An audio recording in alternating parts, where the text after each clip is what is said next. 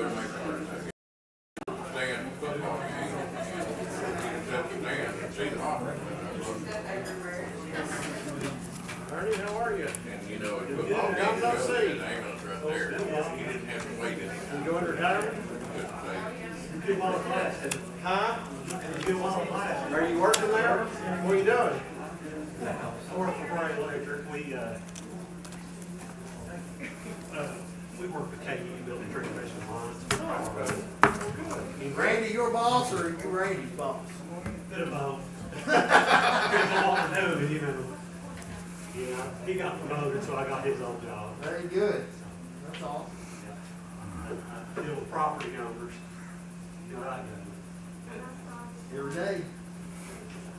We'll come on today.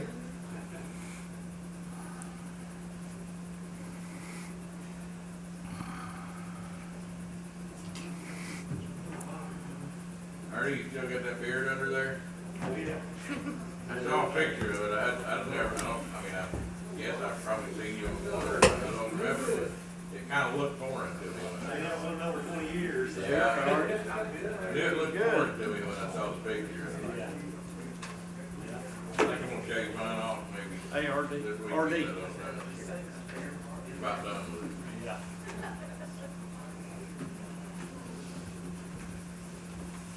Somebody sent me that picture. Snow machine. And I didn't even have to look at the picture. As soon as I saw it, I said, RD. I think how to do that next night. Did you? It's so much fun. But I didn't even have to ask who it was. As soon as the picture popped up, I knew exactly who it was.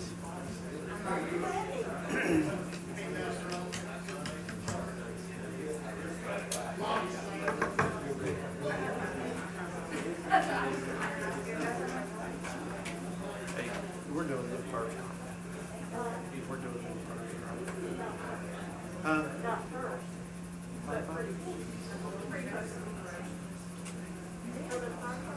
The presentations, is it not the pinning ceremonies and all that? Yeah,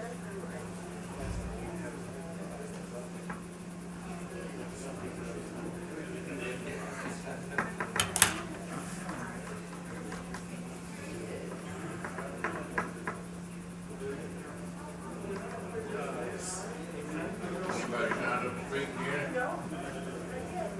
Reckon we better tell them? Somebody's probably gonna be just, if anybody's gonna speak tonight, might wanna sign up sheet there. That's how you get recognized to speak. Yes, sir, right there. Put your name and address, I guess, what you need. Get the name.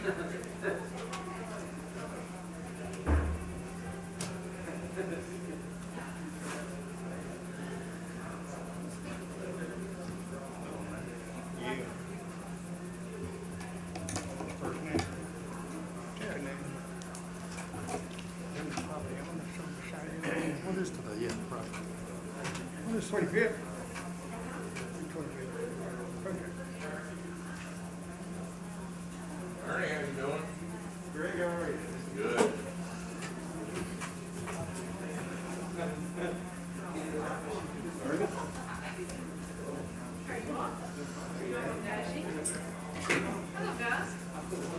Ernie, Travis, and I both pretty good in the morning next week.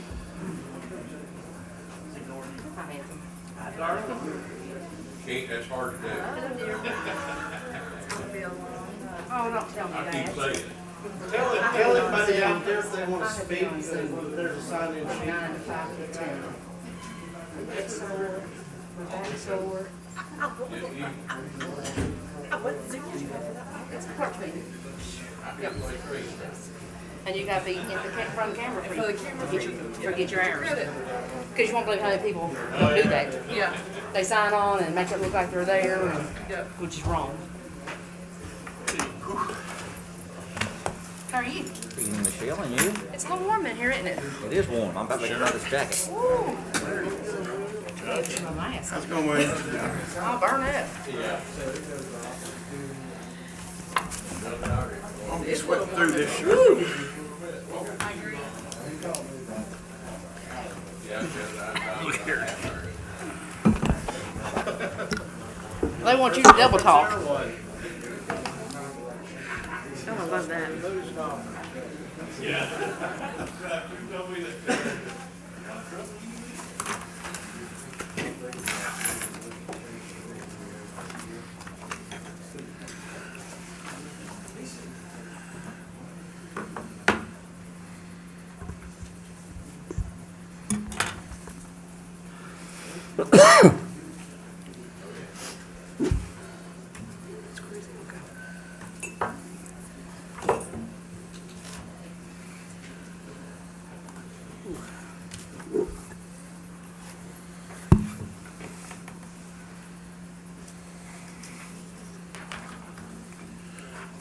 I'd like to ask you to join me in a historical prayer. These are the words of President Lincoln from March 4th, 1801. No, wait a minute, that can't be right. 1861, perhaps. Almighty God, who has given us this good land for our heritage, we humbly beseech thee that we may always prove ourselves of a peaceful mind of thy favor and glad to do thy will. Bless our land with honorable ministry, sound learning, and pure manners. Save us from violence, discord, and confusion, from pride and arrogance, and from every evil way. Defend our liberties, and fashion into one united people the multitude brought hither out of many kindreds and tongues. Endow thy spirit of wisdom those who in thy name we entrust the authority of government, that there may be justice and peace at home, and that through obedience to your law we may show forth thy praise among the nations of the earth. In time of prosperity, fill our hearts with thankfulness, and in the day of trouble, suffer not our trust in thee to fail. All of which we ask through Jesus Christ, our Lord. Amen. Amen. And the pledge. I pledge allegiance to the flag of the United States of America, And to the republic for which it stands, one nation, under God, indivisible, with liberty and justice for all. What that was turned on? Was it that heat was turned on? Ask Merle to look at it. Is that turned on over there, the heater? Sure. You can turn it off.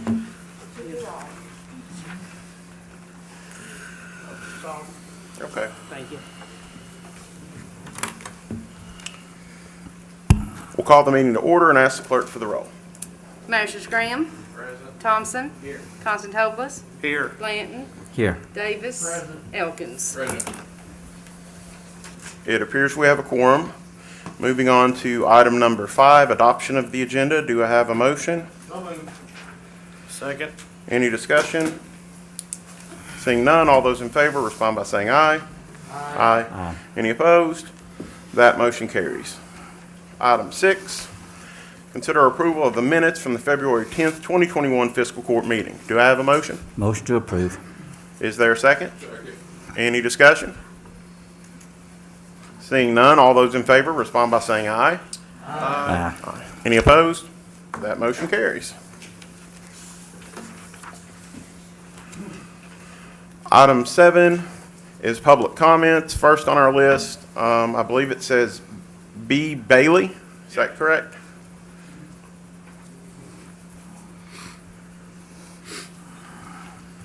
For the record, I'm Bobby Bailey. I live at 225 Beechwood Lane, opposite the fairgrounds, and I'm here with a few other landowners to object to the placing this dead animal compost or whatever it is in our backyard. We rode through the sludge. We couldn't eat outside, play outside.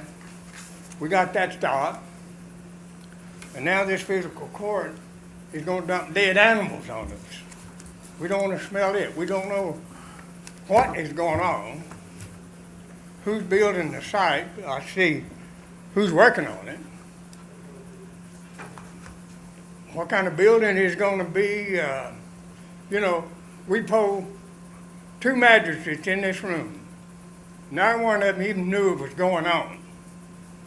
In a fiscal court, everybody should know what's going on. And we got a lot of questions. And I don't think y'all gonna give me 2 hours to ask them. Now, some of my other neighbors may have something. But the majority of us, we oppose it. We are tired of being stepped on.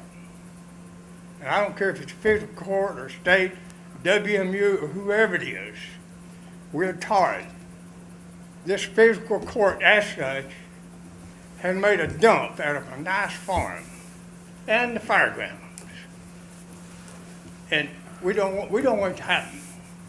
If it is, there's going to be a whole lot of restrictions. Most important, what we don't like is this site. A lot of people don't even know where it's at. But let me tell you people, this site is dumping all these dead animals right beside the poor folks that's been buried there, and all these old colored slaves that's been buried there for 100 years. I think that is really desecrating our poor folks' cemetery. This shouldn't happen. And if y'all do it, shame on you. And we were, due to the epidemic and all that stuff, we haven't had time to get together as a neighborhood. And the storm, we thought when we got our letter that this meeting tonight was going to be between the property owners and the fiscal court that's doing that. But we don't want it to happen. So I'll let somebody else speak their piece. Thank you. Next, we have Danny Hall of Ironworks Road.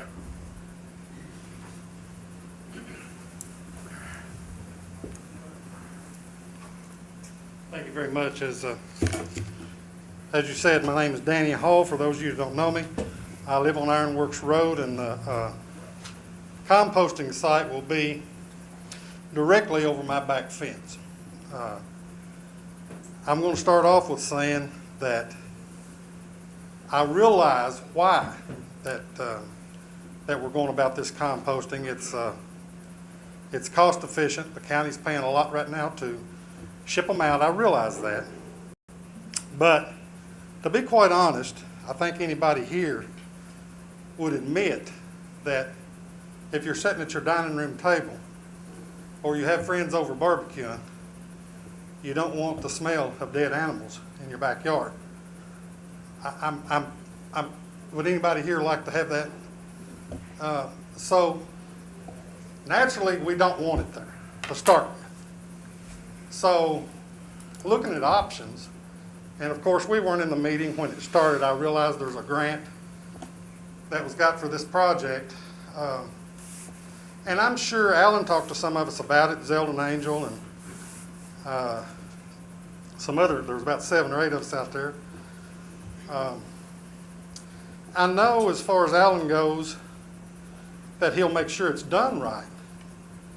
But the question is, if it's not done right, the bottom line is we don't want any odor. And as I look through the Clark County composting specifications for it used, that there will be, especially on the first phases, some odors, which I know that you also went to some sites. I don't know if you went, Judge. I don't know how many went that said that they ran pretty well. Did you have any smell? I couldn't tell the site was there in Franklin County. Okay. Well, the bottom line is, if it has to be there, which I realize that the county at this time will save a lot of money, but there's still a cost upon the county for running this site. And there will be a cost from now on, as long as it's ran. I was just wondering how much conversation went on about some of these meetings, why we didn't do something like we used to do. Either the farmers pay so much for their own pickup, or do their own composting or burying, which would relieve the county of any cost whatsoever, or do a subsidize of what you would be spending yearly on this, put it toward the removal, and then add the 20 a head to the farmer to pick up, and do, you know, if you're going to spend this amount every year anyway to operate this. And I wondered if there was any discussion about this. I just kind of hated that I just sold part of my farm to my new neighbors back here that are here, and I really hated it that I didn't know about that going in. And they're getting ready to build a big, fine home over there, and they're going to be within an eye shot of it. And I hate that very bad. And I went to tell them about it, and of course apologized for it, but I didn't know. And they're not happy about it. Nobody around there's happy about it. Like I said, I don't think anybody here could honestly say that you'd want that in your backyard. Period. We put up with a landfill. I was raised there. And we put up with a landfill for years. There were supposed to have been things done then. It was always supposed to have been covered up with 6 inches of dirt at least every night. That never happened. They did that when they had audits. They'd run all night long to catch up. But that wasn't your job. That wasn't your mess. But we've kind of gun shy. And you can understand that if it was run totally right, there was no smell, there was no runoff whatsoever, I still wouldn't like it.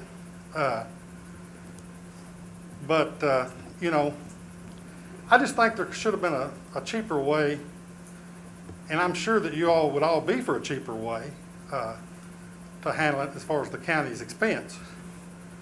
Like Mr. Bailey said, I'm not sure it's a real good thing to have it there by the cemetery either. Just because they're poor, I don't believe they need to have dead animals dumped beside them. But I would ask that the physical court, the magistrates, do some serious reevaluation of this. Because, like I told Alan, there definitely needs to be an oversight committee, and it would need to be of surrounding owners. I mean, it wouldn't matter if I was on it or not, I'm going to know it. It's over my fence. And so, to make sure it's done right, if it has to be done, I had rather not have it done, to be quite honest with you. And I don't think you can blame me, like I said. I don't know what steps we can do to get it stopped. I hope that we don't have to, but I would ask that the physical court do some serious reevaluation on this situation, and let us know. Thank you, Mr. Keep Hall. us informed. Thank you. Next, we have Adam Kidd of South Maple Street.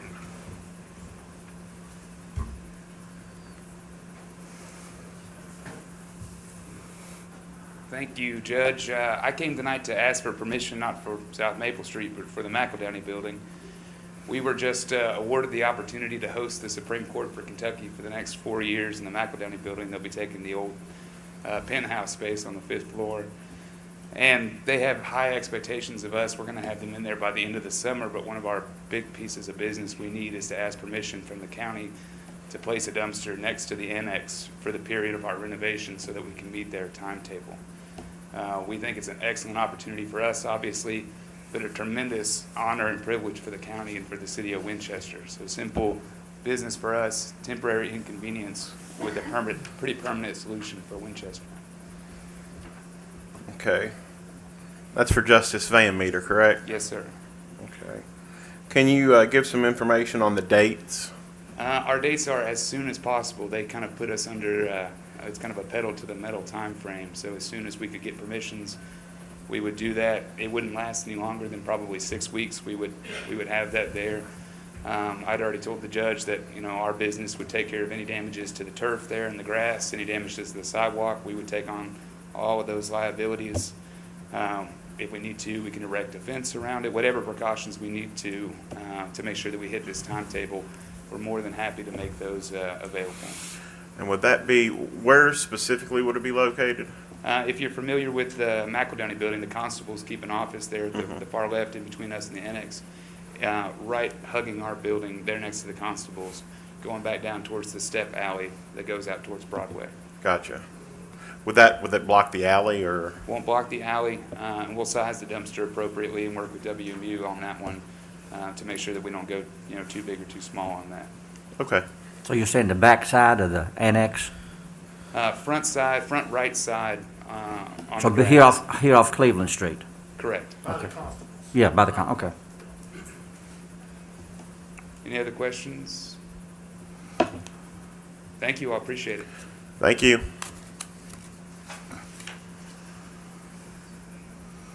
See, next we have the Clark County Fire Department. I think we have some people here for a presentation.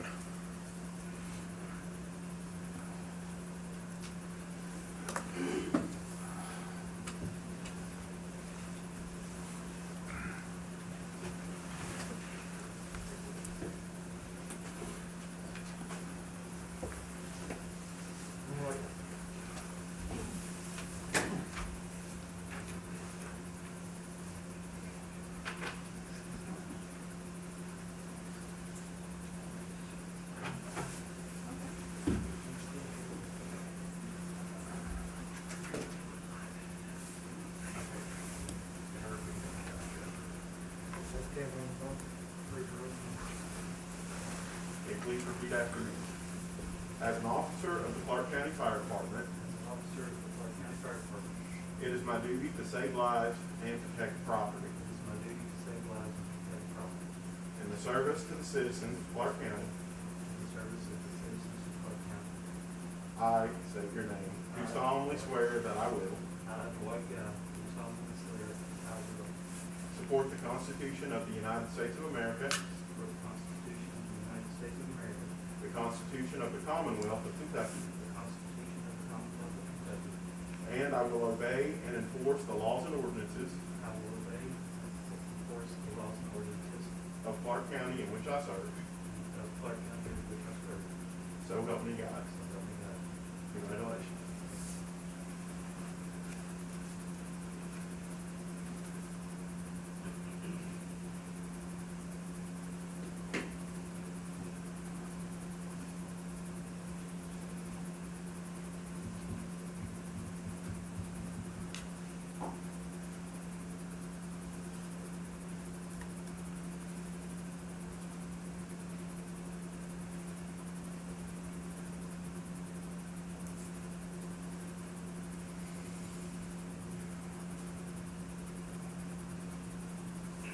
Ladies and gentlemen, I present to you Lieutenant Dwight Guy.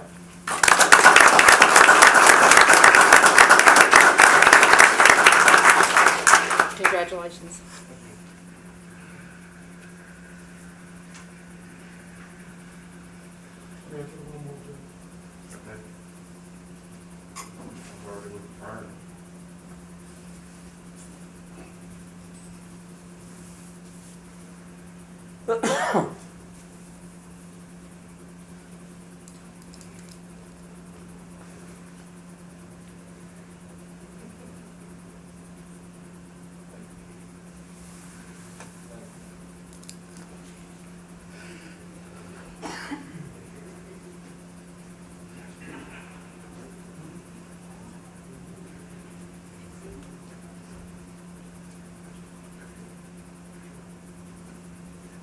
Repeat line by line after me.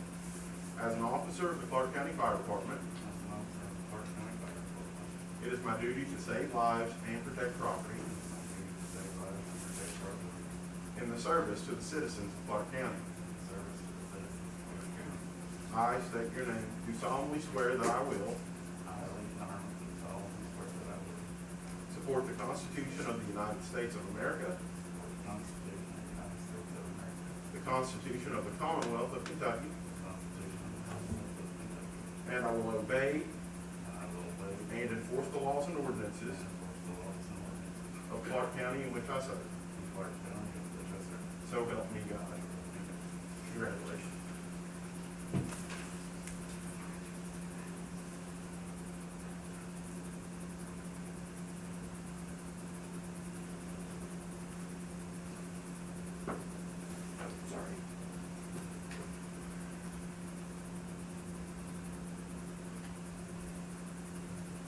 Ladies and gentlemen, Lieutenant Lincoln Arthur.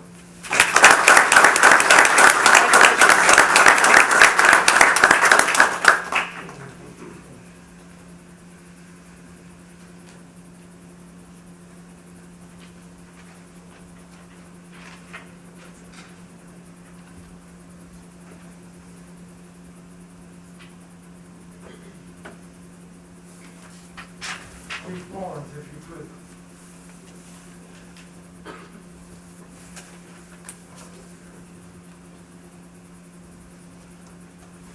Chief, in honor of your meritorious service for many years in your retirement, Fiscal Court would like to present you with this watch. Commemorate the time that you've had with us. Thank you so much. Chief Barnes is also, has his name put on the plaque. We have him referred to Chief as Robert Clark in 1953, placed on this plaque. Congratulations, sir.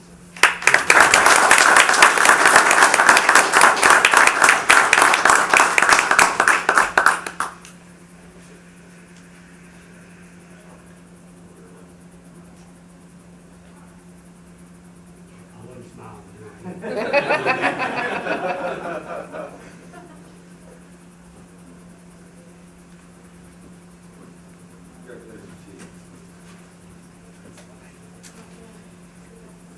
Chief, you want this box? There's also a little bag if you want it.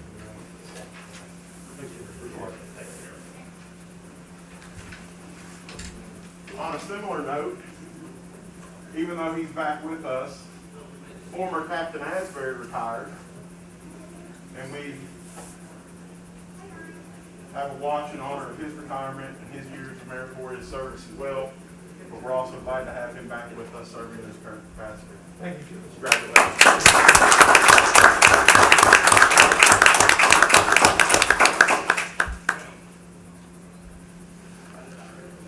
I am smiling. Thank you, Chief. Thank you. Can you see out of that one? Driving up on me, you know? That's the invested in big and tall masks.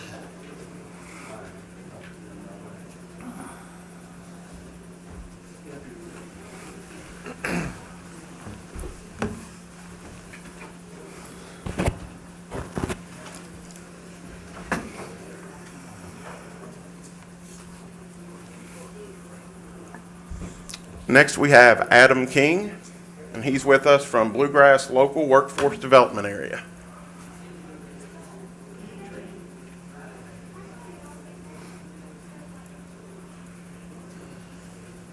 Good evening, everyone. My name is Andrew King. I'm the business services consultant with the Kentucky Career Center. I cover Madison, Clark, Estill, and Powell counties. With me, I have Rolando Thacker with the Bluegrass Area Development District. We are here today to tell you all about a couple of grant opportunities that we would like to present to the fiscal courts today. We have. Could you pull your mic up? Could you pull your mic up? I'm sorry, I'm having trouble hearing. Sorry about that. Is that better? Okay. We have what's called a COVID-19 National Dislocated Worker Grant. These funds are provided to us through the CARES Act to assist businesses in the Bluegrass area with offsetting some of the job losses that they've had due to COVID-19, as well as connect dislocated workers that have lost their positions due to the pandemic as well. With this opportunity, we are able to provide work experience to job seekers that have been dislocated for up to 2,000 hours on the Kentucky Career Center's payroll. And we also cover the workers' compensation during that time period as well. During this time, all the participants that enroll into our programs are also able to draw unemployment insurance. So this is supplemental income and work to tide them over while they are currently displaced from their previous position, in hopes that, you know, if they are not able to return to their previous position, that the new work sites would be able to hire them on at the end as well. We would like to bring this opportunity to the courts themselves to place sanitizers, temperature screeners, and things like other positions related to COVID-19 to help you all offset some of the responsibilities that you've had to take on yourselves as a result of the pandemic. Along with that grant, we also have our normal work-based learning program. This is a very similar program to the National Dislocated Worker Grant, except for it is a 480-hour program in which we pay the hourly wages for. These are individuals that come to the Career Center looking for job placement and assistance with hunting for positions. These could be individuals of all walks of life. We have youth and adult both enroll. There could be different barriers to employment that would qualify these individuals to participate in these programs. For example, the youth, this could be their first job. They could be a single parent. They could not have their GED or diploma, and we are working with them to get that. For the adults, it could be our transitional population in those that have a record and those that have been through the recovery programs. We also have the adult internship program that is along with that. That falls for all other individuals that would not have those barriers to employment. Those are separate pools of money as well. Does anybody have any questions at this time? The dislocated worker grant, does that have to be COVID specific? Does their work have to be related to COVID? It does. Yes, absolutely. So these positions are going to be like your temperature screeners. You can have, let's say, for example, you might have an administrative assistant position available just normally that you would want to fill. Under this grant, if we include that there are going to be COVID-19 related duties to this job, that would then qualify for this grant opportunity. So it doesn't have to be solely COVID related? It does not, no. Okay.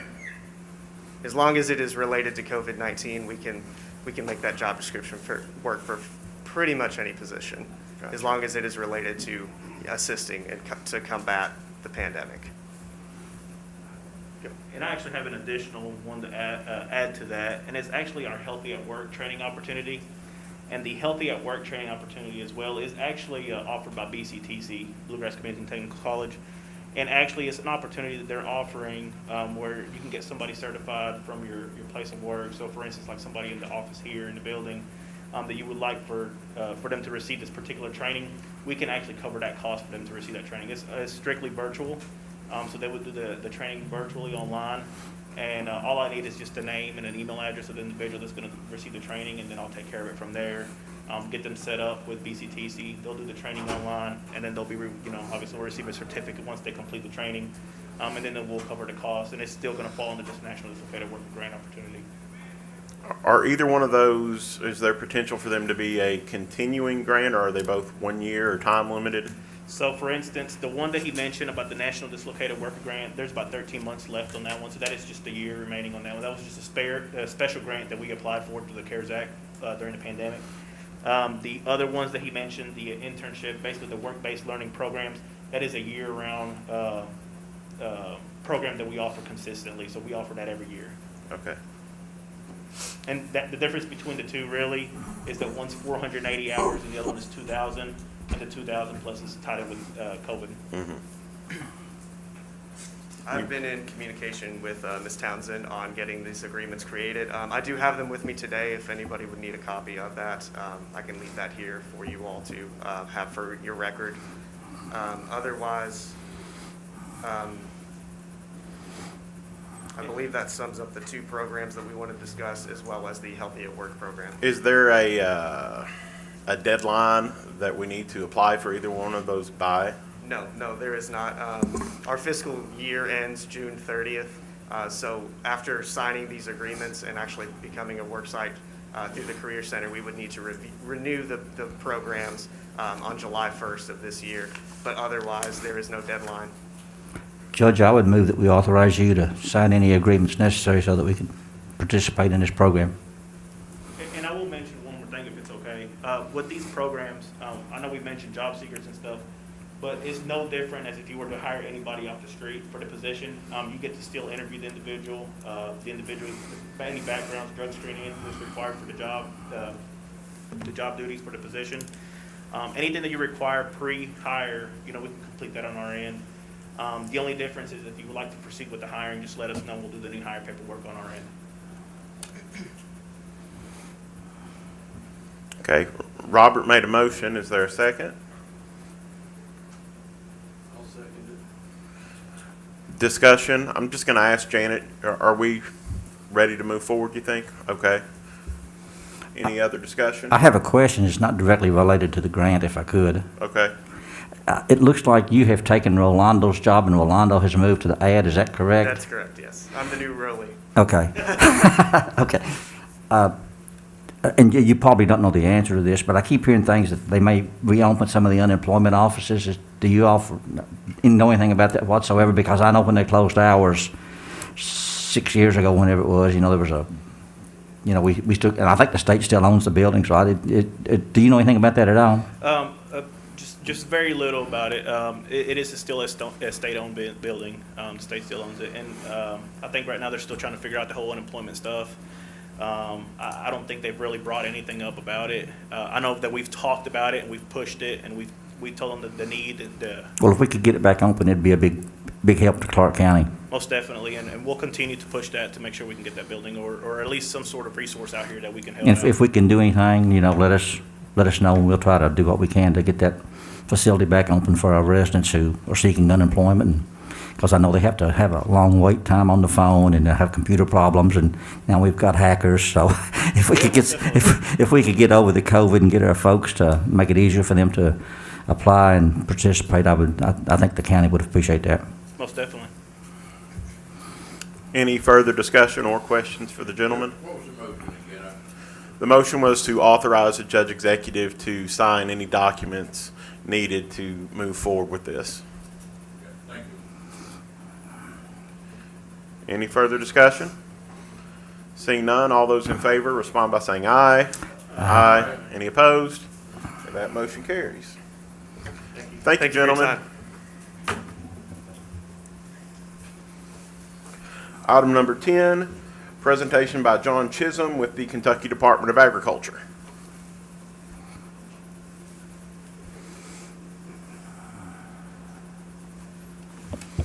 Thank you, Judge, Magistrates. Appreciate the opportunity to be here tonight. I'm really enthusiastic from a standpoint that we have so many people here that's concerned about the environment, concerned about the look of Clark County in regards to this dead animal issue. I come to you on behalf of myself as a landowner and a farmer in Clark County, and just a little bit of history. One that has been supportive of the dead animal pickup program for a number of years.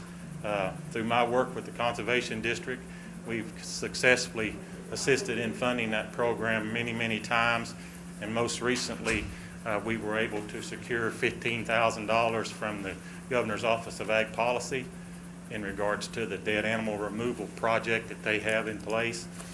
And then consistently for several years, we've been able to reach out and grasp $7,500 annually from the Natural Resource Environmental Protection Cabinet in the environmental grants that they have. I was doing some little research this past week, and I found out that those monies are going to dry up unless they are refunded by the legislature. 2 years will be the end of a lot of that funding. So I wanted to bring that to your attention. Also, historically, I want to add that I know that this project, from the fiscal court standpoint, has been very costly. In 2019, the fiscal court was paid out in round numbers of somewhere around $90,000 plus for the dead animal removal of what the reports show, 1,005 head. And if you back up a year in 2018, all of us can remember that year. It was a terrible scenario with over 1,400 head of livestock lost in our county, and of course that was a budgetary burden of over $105,000 for the fiscal court. It's appalling that we have to go down this road, but I'm here tonight just to tell you folks and to tell the folks that's in the gallery here that what really the right road to go is. When I say the right road, I'm speaking from a standpoint both financially and morally in regards to the dead animals laying in the county. I've made the comment to a few people that we live in a different world now than what we have lived in the past. Everyone in the room here has a camera. And for me personally, I'm kind of proud of Clark County. I've lived all my life here, and I now have a 5th generation farm here. And I don't want pictures on Facebook of dead carcasses laying on the side of the road, dead carcasses laying in the field. That's not what I want to represent Clark County. And from the same token, I don't want the fact that I don't want them drugged to the back of the farm, put in a sinkhole that, you know, has the opportunity to have dangerous pathogens, disease pathogens leach out of those carcasses into the waterways, groundwater, surface water, not only endangering other livestock, but also possibility of endangering human life. So I don't want that to happen in Clark County either. But there are guidelines and there are statutes in place that will allow us to do a compost site in the county and do that effectively and without interruption of our normal, natural way of life. Just to bring you up to speed on those, according to KRS 257-160, the Board of Agriculture is allowed to promulgate administrative regulations to establish requirements for the deposition of livestock, fish, and poultry carcasses. This administrative regulation also exhibits requirements for carcass movement and other deposition details. And with the court's permission, I'd like to move forward and read some of those sections of KRS 257-160. Section 1, carcass transportation.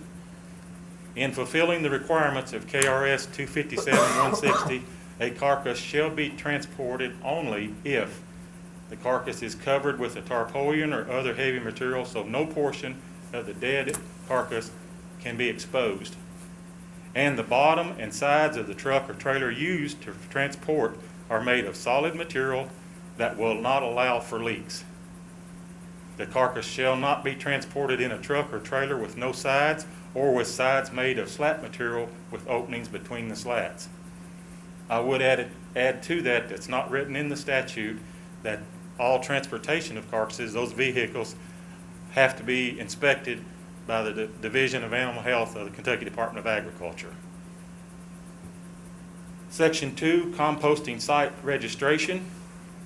Commercial or regional composting facilities not on an agriculture operation, which I would interpret that as being not on a privately owned farm, shall register with the state veterinarian by submitting in writing the name and address of the composting facility owner, the location of the composting facility, and a description of the facility.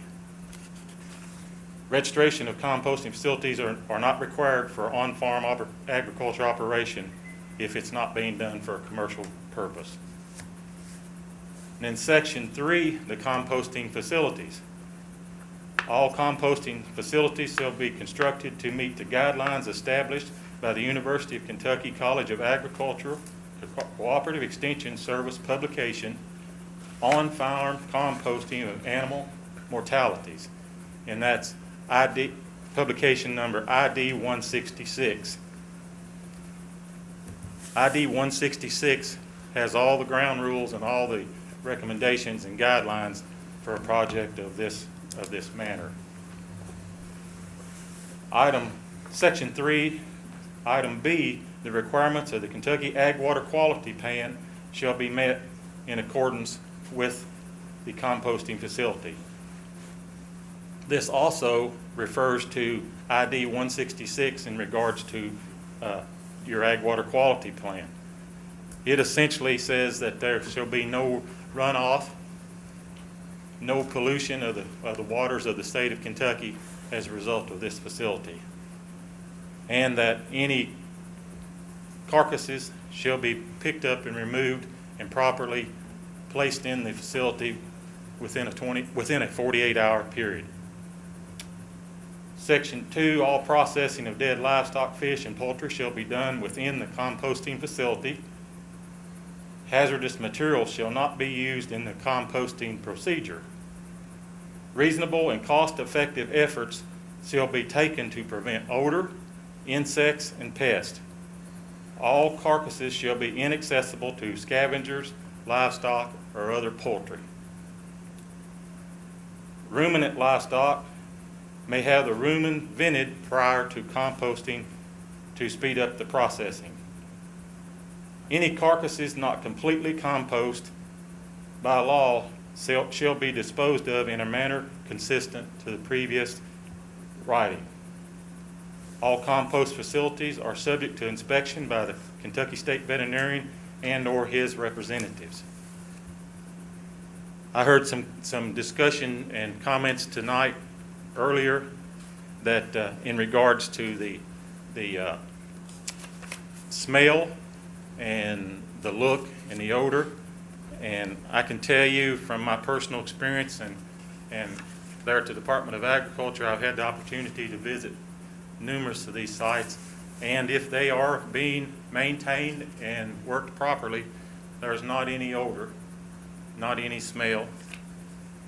And also the fact that if they are being maintained and managed properly, you would not know that they are a dead animal in the compost pile. I will stress to all of you, fellow Clark County landowners and the court, key words I'm using here, if it is managed and maintained properly.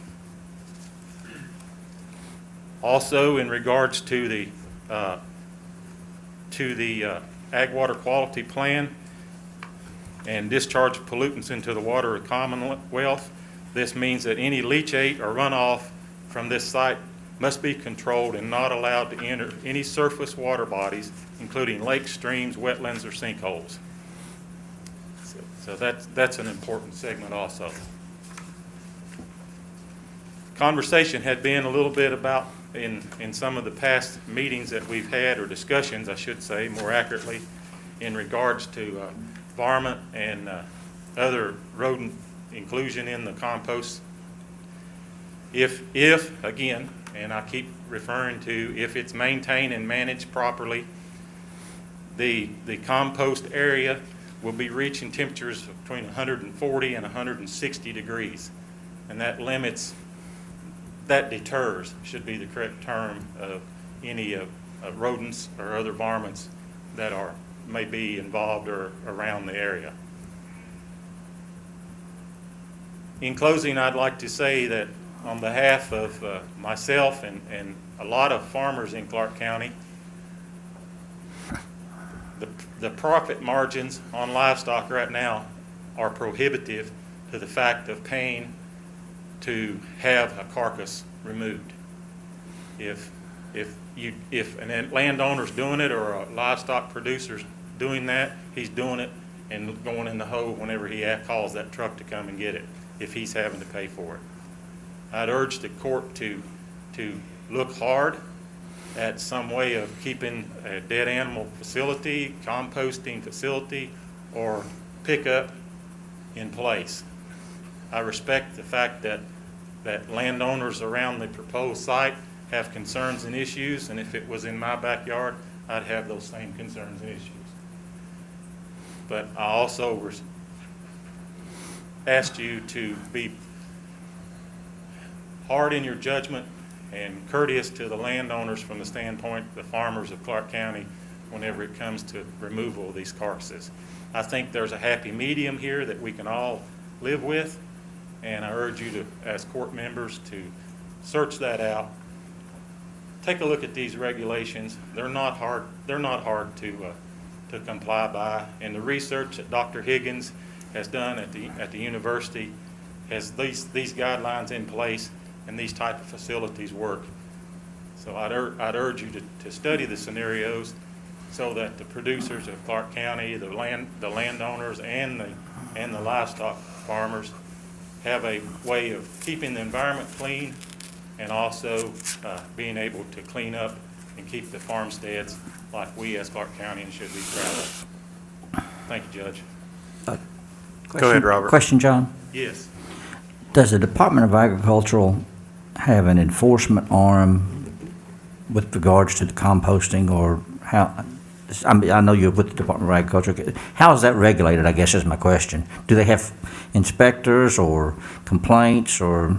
Yes, Magistrate, the way that's handled, there is a enforcement division at the Department of Ag. If landowners, and it's not only for compost, it's across the board. Right. Agriculture issues, I'll use that language, that if it is called into the Department of Ag to the Division of Animal Health, because most of these scenarios are animal related.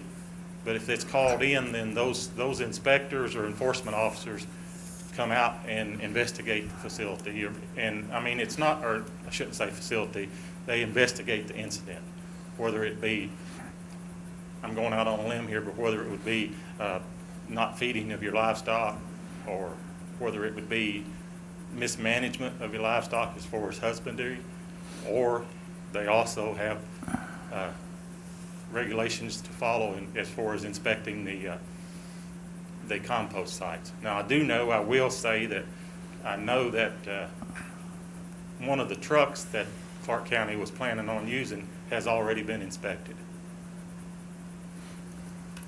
Okay. I just know that under the structural division of the Department of Agriculture, they come in and check you annually, and if you've done something wrong, there's a pretty hefty fine to go along with it, and those sorts. And I just assumed it was the same for this. Yes, sir. And like I say, I mean, if it's a reported incident, then those guys don't have but so many hours reaction time till they have to record an inspection or investigation of the incident. Thank you, John. Yes, sir. Metro Delkins. I'll follow that up with, and I think I understood your answer just now. They do have investigation powers, the Department of Agriculture, also, I guess, compliance and enforcement. Is that correct? Yes, sir. All branches with civil penalties attached to it if they're not operated correctly, and then opportunities to be brought back into compliance through agreed orders The whole scenario in regards to compliance. Yes, sir. And those guys are the one that's in this area works out of Fleming County, and but he's the closest one to Clark County. It's not a large enforcement team, but it's a very proficient team. The inspection team, I guess you would call it, once they receive a complaint, they have a certain amount of time to investigate that complaint. Do they investigate all complaints? They are legally bound to investigate all complaints, and it's my understanding that they have a short window that they have to do that investigation, because I know that sometimes they've told me about some animal complaints as far as an animal being down or something that they get a complaint on. I mean, some of them they go investigate it that night or whatever. So. Yeah, I ask because I want people to understand that it's not fly-by-night operation. It's not something that's not closely monitored, and it must be ran properly, and if not, there are penalties involved. That's exactly right. I go back to the language. It has to be maintained and operated in a safe and manner according to the guidelines set forth in KRS 257. And I get it. It's fearful for the neighbors. I understand that. But there are things that I think the county can do. Tree barriers and such to, to hide it or shelter it. Do know that they can't leach into the free-flowing waters of Clark County. So I know there are regulations that deal with it. I just want everybody to understand that it's, and I would be afraid as well if I were a neighboring property. Oh, absolutely. I sympathize with that. And I'm in the same boat there. I do urge you, the landowners, to take a look at these documents. I mean, they're very informative from the standpoint of telling you what the guidelines are, and it clears it up quite a bit from the standpoint of what's expected out of a facility like this. And the facility is very well regulated. Yes, sir. Yes, sir. It has to be not only, and there's oversight. I'll use that term loosely. There's oversight from the Division of Water involved in it also. And Division of Air too, I might. Mm-hmm. Have you visited the site here in Clark County? I saw it early on, but not recently. How many other sites are there in the state? I know that I've been to the Franklin County one. Are there any other ones nearby that anyone could visit if they wanted to? Judge, there's several around. I mean, we've gotten ourselves into a situation as producers that a lot of counties are trying to go this direction, or I don't even really want to say this, but the other option was like Nicholas County, January 1, they just pulled the plug, and because of the financial obligation of the county, and they shut the program down as of January 1, and the producers. Animal program. Yes. Not the compost. Not yet, but that's where I'm headed with this. They shut the dead animal pickup program down, and those counties are looking at a compost because from a financial perspective, that's the cheapest way to go, long-term. There is a facility in Casey County that a landowner built, and then he saw how successful it was, and he began picking up carcasses from his neighbors and his neighboring county and so on. And then, that's probably one of the biggest ones in the area. The one in Franklin County is one that I set up where you could go visit, and it's right above the river, so I know that the Division of Water is really watching it from the standpoint of any runoff. But when you turn off Highway 127, going up the hill towards Owen County, you wouldn't know that there's a compost facility even there. And so, I mean, they can. I want to stress that they can be good, they can work, and they can solve a lot of problems for the county if they are managed and maintained in the proper manner. And I would add, I think the bird in Clark County has increased from about $70 a head 2 years ago to $90 a head last year for removal of dead animals. So Yes. that's the average, and it continues to go up. And that $90 a head, even though we talk like in our conversation how high it is, and we realize what a budgetary restraint it is, that's probably one of the cheaper ones. Our neighbors in Fayette County pay a lot more than that. Almost for removal of a horse, I think it's almost double it. I have nothing further to say. Okay. Can I address the board? Public comment's actually over with. I don't want to get into a situation where we have a lot of back and forth, but I'm sure John would be glad to talk with you. No, I actually want to go over some of the specifications. Yeah, you're welcome to talk with John about it, sure. Well, John, I think it would take everybody here, especially Nancy and yourself, to understand what our point is.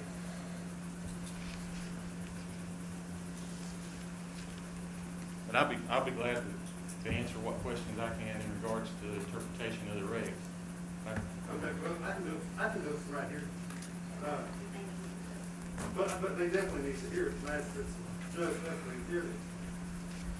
On the specifications that were laid out for Clark County compost, which Alan got, I guess you all got a copy of it. The Cattlemen's Association got a copy. And the first phase, I want to thank you for your presentation. But in the first phase, it says, characterized by aerobic reactions, high temperatures, and large reductions in biodegradable solids. This phase has the potential to produce significant tonnage. Now, you have to remember that it's more, we can crunch the numbers. I've done it both ways. But, you know, you were talking about the truck a while ago. I think anybody that's passed a dead wagon, no matter if it has 10 signs on it, it stinks to them out. As far as that goes. The significant owners that this specs talks about plainly tells you there will be significant owners. Now, Mr. Bailey that was here earlier, he had his land devalued back when the landfill was running because it devalued the price, the worth of the land, just being adjoining to it. Now that's good on taxes, but when you go to sell your property, then who makes up that difference? Who's responsible for someone coming out and looking at your land and saying, what's that smell? You know, it's not just us having to live with it, which is bad enough. And I'm just going with these specifications, which says significant owner. Would you agree with that? That's what's in his presentation. So, here again, even if it's done right, as far as I was talking to Alan, I know Alan will try to make it Right, I mean, I've worked out on the floor settlement. I'm sure he'll go back there and check on, make sure, but if it's done right, there's still significant owners that we need to realize. And when that devalues your property, and I know you'd be concerned, like you said, if it was in your backyard, but with all due respect, it's not in your backyard, you know, and it's not in anybody else's backyard, except for the neighbors here that I sold the land to, which I feel terrible about. So, you know, when you go to devaluing people's property, there has to be a responsibility for that loss. All that has to be taken into consideration. And if you want to crunch the numbers, you're talking about 90,000. I believe it was 90,000 last year. Yes, or in 19. You can go back to the salary you're going to be paying this person. What, 45,000, I don't know, roughly. That doesn't include insurance. That doesn't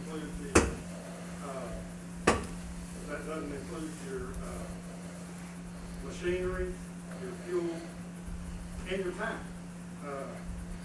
Not only Alan's time, but whoever you hire. So if you start stacking that price up and look at what your difference may be, 30,000 maybe, that you could maybe subsidize toward, pick up and add some of the cost back to farmers, or like I said, if you do away with all total, it would cost the county a dime for everybody. And when you talk about dead carcasses laying out, I don't like to see that either, but I believe, if I'm not mistaken, that there's already fines imposed upon people who do that. Am I right about that? It's according to KRS statutes, those carcasses have to be removed in 48 hours. Or you can be fined. Yes.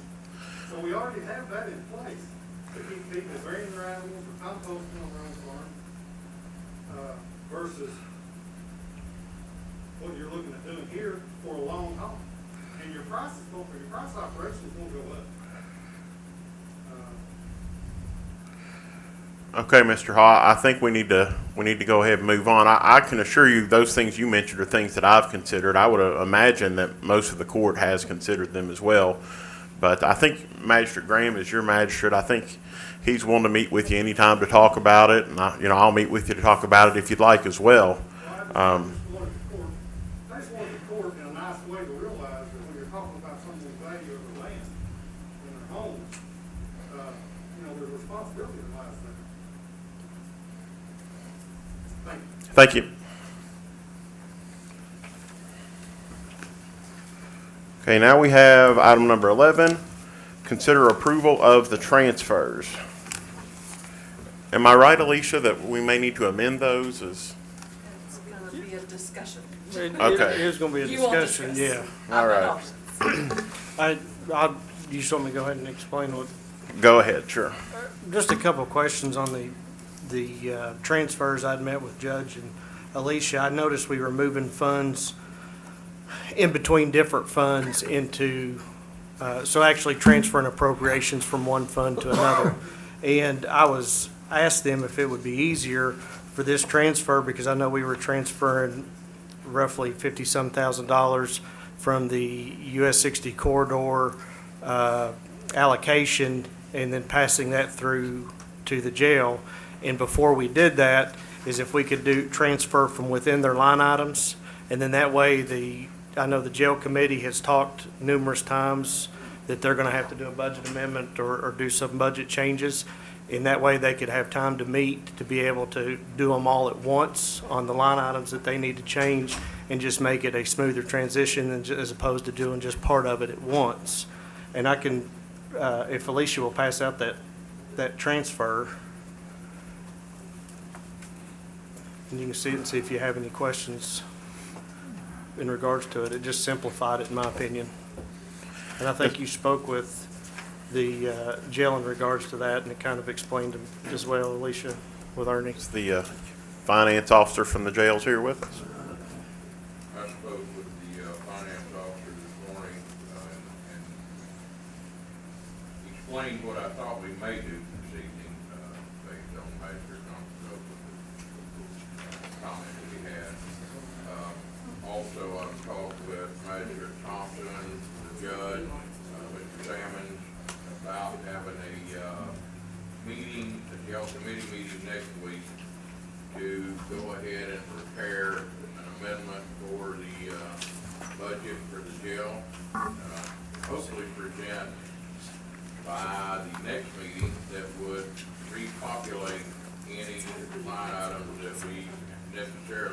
zero out tonight, that can't afford to be zeroed out through the end of this fiscal year. So I think we're all in agreement that that needs to be done. Yet to be decided how much it needs to be done, but Mr. Sammons and I have done considerable work on that already, and given each other our thoughts back and forth. We just need the full committee to get on board with it. And we're gonna try to meet hopefully next week, right? I would really like to do it next week. I'd like to do it before it cools down much. I'm talking about the issues cool down much, not the weather. But I'd like to go ahead and do it next week if we can. Mr. Thompson and myself are both free almost any morning next week. So we can get Alicia and the judge and the jailer together. I think we can get something together that will hopefully carry us through the rest of the fiscal year, because the jail has suffered tremendously loss of revenue this year through simply turning state prisoners loose, putting them back out on the street. And then the police department necessarily picks them back up and puts them back in jail, and now they're a burden of the county rather than the state. So that's not just happening here, that's happening in every jail in the Commonwealth of Kentucky. So I think we're gonna have to do something. Needs to be done sooner rather than later. But yeah, I hope we can do it next week, Judge, to answer that question. Okay. And then hopefully by next meeting, have something on there to do the total fix. One thing else, I think we probably need to get some motions on the table in some way, shape, or form, technically. well, I'd make a motion that we approve this amended transfer order. Can you talk about? Is there a second? I'm getting ready Make a to. difference. I was Okay. trying to before you cut me off. I'll second. Okay, now discussion. And then one other point is when we were speaking with the treasurer and Judge Pace, is they had mentioned that on that, there was another, I think it was 75,000 that was coming through funds and so forth, that we could actually pay that directly out of the capital outlay account, as opposed to transferring it all those ways. We could just write the check, and that was what would be amended on the bills list, if I'm correct. For the boilers. For the boiler, yeah. Which was unexpected. Before we get there. I see what it is. So we're only gonna adjust FICA up $5,000 now and then take care of the rest of it at our jail committee meeting, because it was scheduled for 27,000. Right, and that was gonna get, I threw the rest of the year, but I wanted the jail committee, I let you make that decision instead of myself. So this is enough to get us through the next payroll? Yes, sir. Okay, that's awfully significantly reduced in order to find out Correct. why. Thank you. Judge, my only issue with this transfer order is it looks like we're taking money out of the technical grant. We can't do that. Mr. Thompson, I agree with you, but I think we'll have to repopulate that during our committee Now, meeting. I understand the repopulation, but I think taking a risk there, that grant in the future, if we do this personally. Say that again? That money's not for this purpose. Okay. And I don't know if the jail, So- number one, is to be used at the jailer's discretion. And number two, it's very purposely to be used, and forgive me, what's the word, Ernie? We talked about it this morning. Citizen for the betterment of. Betterment of the inmates and recidivism to prevent repeat offenders. So- Building repair and building inspections and those things do not do that, so I think it's an improper use of that, So those funds are restricted, is what you're saying? very much so. But just, The technical grant's restricted, or the HB 6463 restricted? My understanding is that, or you want to clarify a little bit. I believe you might hear people say, well, you can't do it until legal, no one's going to jail. No. It's just. And I'm not saying that. In both cases, it's a grant for a specific purpose. And, as Alicia and I spoke today, we're not technically spending the money, we're moving for now to get through, pay the bills, and then next week get the budget, Magistrate Elkins said we've been working on it, we have for months. And we came up with projections, and it's been a rolling projection, what happened, what we think is gonna happen. Greg came up with his numbers, and I think we're very close to where I think we can knock out the budget for the rest of the year. And even with the loss of revenue, we've still cut our payroll by $290,000. Now, we've suffered for that, there's employees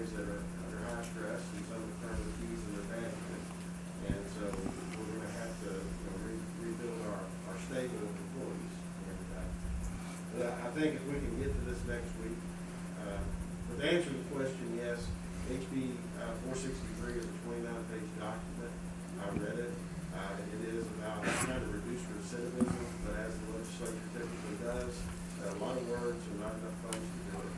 And then as far as the technical grant, I think, and I've not read it completely, but I think the way that these people get in is the state says, now you're going to give them some money back, so that they can use it for the benefit of the inmates.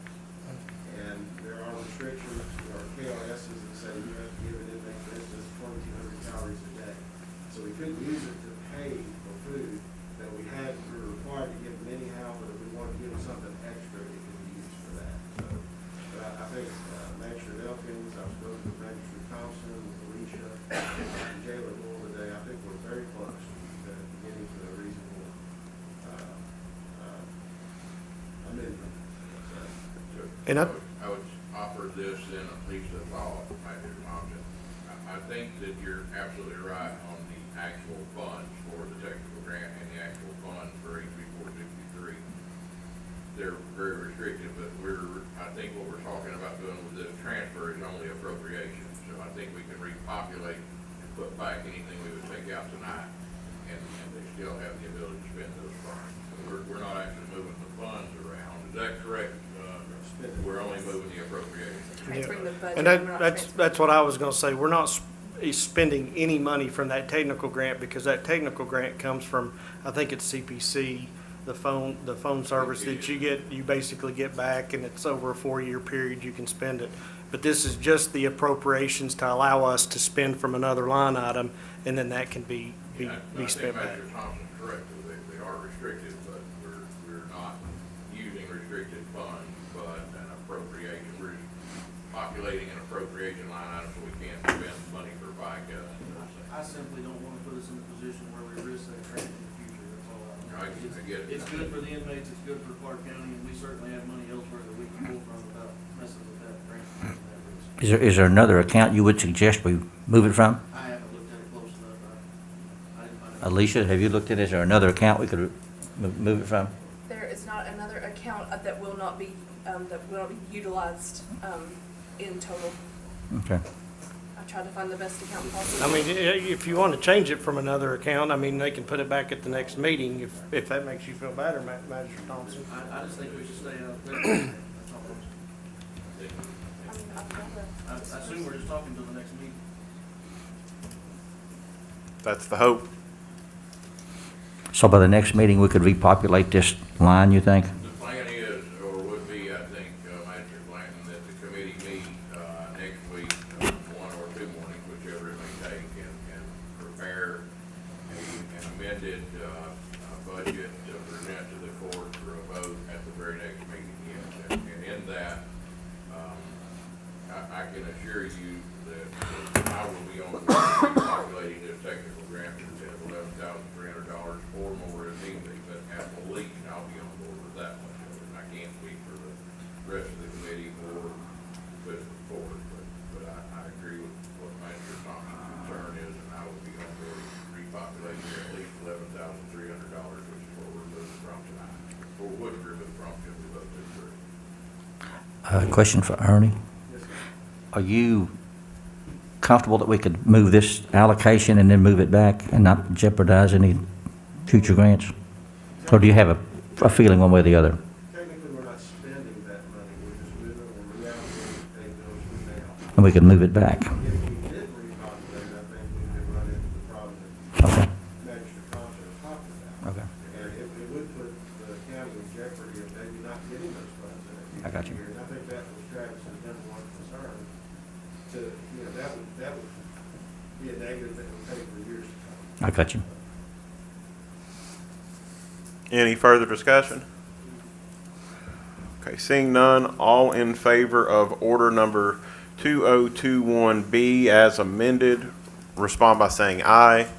Aye. Aye. Any opposed? No. That motion carries.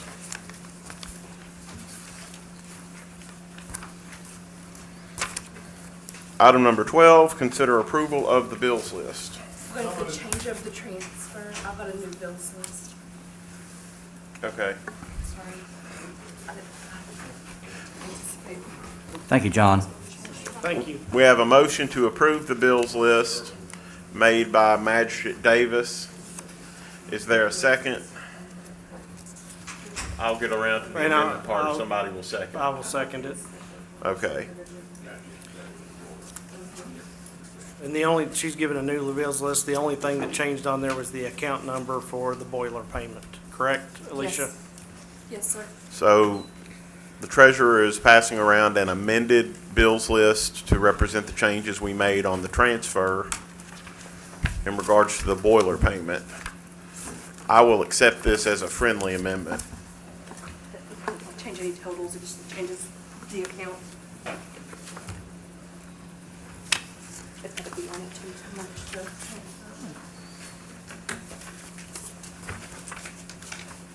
Any discussion? Just a minute. Okay.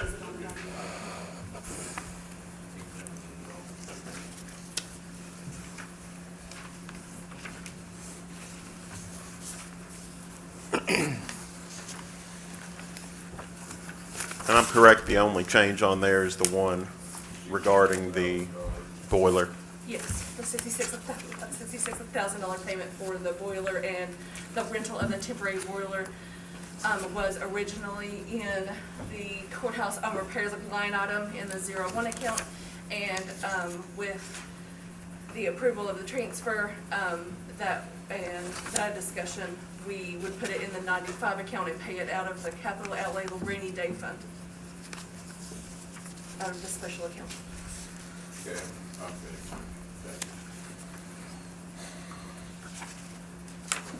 Any further discussion? Say that again, Alicia. So specifically a payment for the boiler and the rental of the temporary boiler. We originally had it in the general fund, coming out of the courthouse repair line item, and we are changing it to the 95 account, the special account, and it is coming out of the capital outlay rainy day, rainy day line item. I don't think I don't see that under the 95 account here on the back page. It's the one that I gave you, the B one. Oh, the B one, I'm looking at Yeah. Like you're still looking at the original. Okay, I had the wrong one. Okay, thank you. You're welcome. Had the wrong one. Who made the original motion to approve that? Magistrate Davis. And that was B, correct? No, it didn't change. No, I accepted it as a friendly amendment. Okay, gotcha. Thank you. Davis and Constantopoulos. Any further discussion? Seeing none, all those in favor respond by saying aye. Aye. Any opposed? That motion carries. Item number 13, consider approval of an order to promote Dwight Guy from a firefighter 3 to lieutenant at the Clark County Fire Department. Do I have a motion? Motion, second. Motion Elkin, second Constantopoulos. Any discussion? Seeing none, all those in favor respond by saying aye. Aye. Any opposed? That motion carries. Item number 14, consider approval of an order to surplus and transfer a wrecked vehicle at the Clark County Road Department. Do I have a motion? Motion to approve. Is there a second? I do need to note for the minutes and as an amendment to the order that we need to include the plow and spreader to this surplus. I was notified by Supervisor Curtis of that earlier. Did the $55,844 go to his name? I believe so, yes. That's the MIK doesn't want to pay it. Correct. Mhm. Who made that second motion? I made it, Greg second. Okay, thank you. Any discussion? Are they saying it's the same amount we paid for in 2019? Yes, they are. It's a very good insurance reimbursement. You probably didn't include the spreader and the plow Just making sure it wasn't. when we bought it. Any further discussion? Seeing none, all those in favor respond by saying aye. Aye. Any opposed? That motion carries.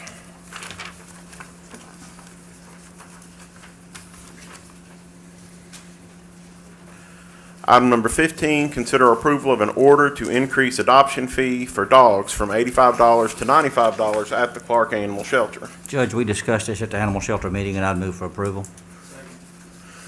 Motion has been made and seconded. Is there discussion? What was the reason or reasons, Judge, for the fee increase? How did you come up with this one?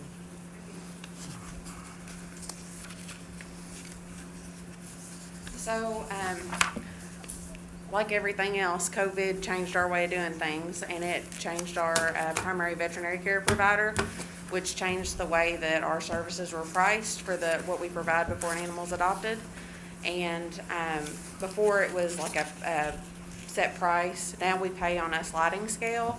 So based on what we did last year and what we've done so far this year, our average price for vetting comes out to just under $95. So it's $94 and change. So that was why we asked for the increase. I didn't ask for it last year when the service provider changed, because I had hoped that ultimately we would be able to go back to things like they were before. But at this point in time, it doesn't look like that's going to happen in the near future. So, you know, if in 2022 it does, maybe we can revisit that. But, you know, by then, the price at our previous provider may change as well. So I don't know the answer to that. But as a reaction to the way that COVID has affected us, this is what we can do to break even at the adoption rate, or adoption fee, I'm sorry. Do you have any thoughts that this may hinder adoption? I don't, and the reason being, we still have one of the lowest, even with this increase, we have one of the lowest adoption fees to any county touching us for what we provide. Some counties don't do any vetting, and they're just adopting animals out, which is actually not in compliance with state mandates for shelters, but it happens. But the shelters that are doing the same thing that we're doing, their fees are actually significantly higher than ours are, so I don't believe that it will hurt our adoption rates at all. I know me and Addie had emailed back and forth and I had several questions, but really the net increase to the animal shelter based on the average dogs is, you know, a couple $1,000, isn't it, on the aspect? Yeah, I mean, we never know what's going to come in or what we're going to have, so I can't tell you exactly what that's going to be, because I don't know what the number of animals we're going to handle for this year is going to be. But I would say it's probably safe to guess between $2,000 and $4,000. And this is still a good value for the people who adopt it. Absolutely. Very good value. Yeah, absolutely. Probably unrelated, are we still sending animals to like Northeast? We are, yeah. We're actually working with a lot more local places. We've expanded to a lot of new partners, rescue partners and adoption partners. We have some animals that are going regularly to stores like PetSense and places like that. So our local adoption numbers have actually gone up over the last few years. So we're happy about that.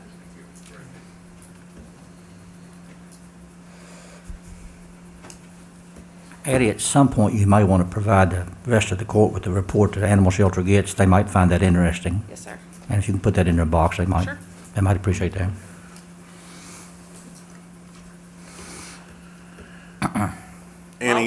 While we're on that, can I just pat my own back for a second? It's not my back, it's just our staff, and we're really proud that this past year you all, I guess almost a year and a half ago, you all met Dr. Sarah Pisano. She did a presentation for you about the, you remember, she's hard to forget. She's very enthusiastic about what she does, but she helped us secure a grant through the Johnny Bernard Foundation, through the help of the Bluegrass Ad for our region. And through that grant and our TNR, Trap Neuter Return Program, and all the partnerships that we've put in place for that, our cat adoption numbers this year were over 94%, and last year they were 49%. So we are ecstatic about that, and our dog rates have pretty consistently hovered between 97 and 98% over the last 5 years. So, yeah, yeah. I mean, it's pretty amazing. So we hope that we're able to secure that grant for the next several years and continue to provide that program to the community. You should pay that. Well, I tell people I'm just the organizer. There are a lot of, hands doing different things and, well, I appreciate all your hard work. Well, You've thank done a you. lot of hard work, and I I know appreciate the I know support it's from you all. been crazy times, but I appreciate you wanting to break even on that, the $10. I know it's not much, but I hate to raise fees on it to hopefully get more dogs out. I know it won't affect this thing, but I just want to let you know where my opinion was on it. yeah, absolutely. Appreciate that. Any further questions for Addie? Any further discussion? Seeing none, all those in favor respond by saying aye. Aye. Those opposed? No. Nay. Okay, hold on. Who's my nays? I think it was myself, Magistrate Davis, and Magistrate Constantopoulos. Okay, 4-3 carries.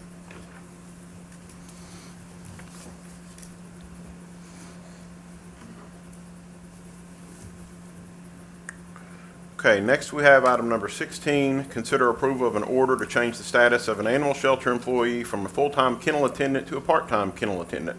Motion to approve. Second. Any discussion? Seeing none, all those in favor respond by saying aye. Aye. Any opposed? That motion carries. Item number 17, consider approval of an order to change bank accounts from Win First Bank to Traditional Bank for HSA accounts. Motion to approve. Is there a second? Second. Alicia, could you just give a brief narrative, or, because I know this is going to be something the employees are definitely going to be concerned with. So I don't know if you all know, but Win First Bank has been purchased by Stomach, a community bank, and they are currently in the process of they're transitioning over.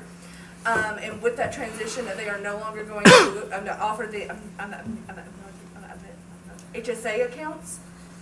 So that left us trying to find a different option. We do currently bank with Traditional Bank, and they have been ready and willing to move over those accounts up for us. We just have to get some info from the employees, and they assured us that it would that they would make sure that it would not be a taxable event for the employee to move that account over. And so there should be no change to the employee except for the bank account.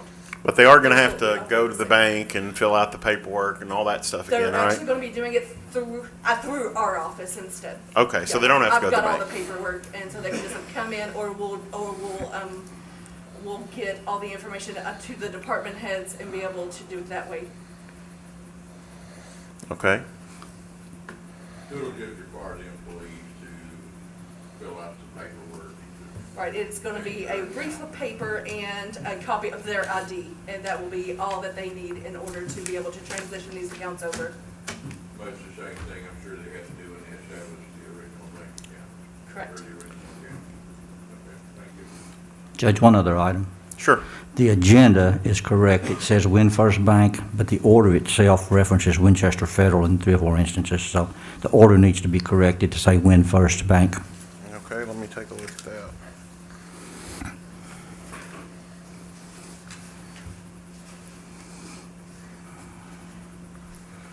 Just accept as a friendly amendment any place where errantly it is referred to as Winchester Federal, we will change to Win First Bank.